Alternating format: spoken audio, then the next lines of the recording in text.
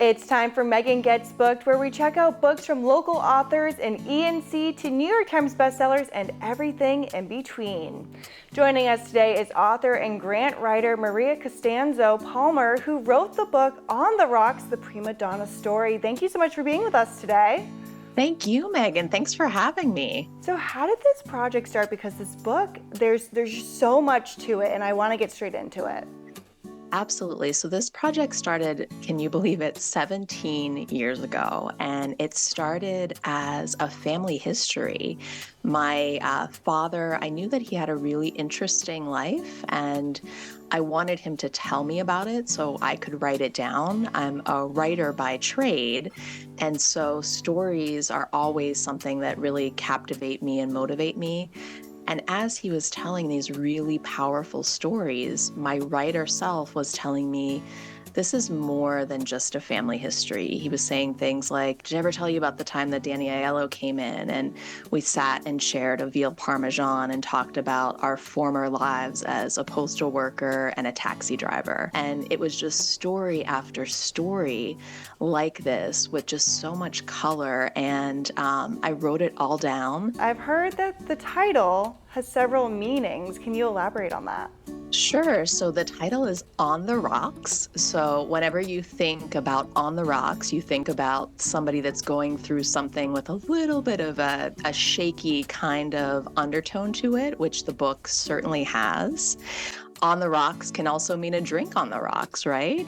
You can either order your drink straight up or on the rocks.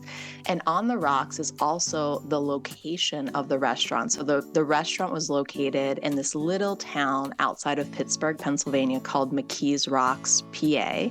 Well, speaking about sharing and going out on a high, there's a possibility that your book is going to be turned into a film or a TV adaptation. So what does that mean for you?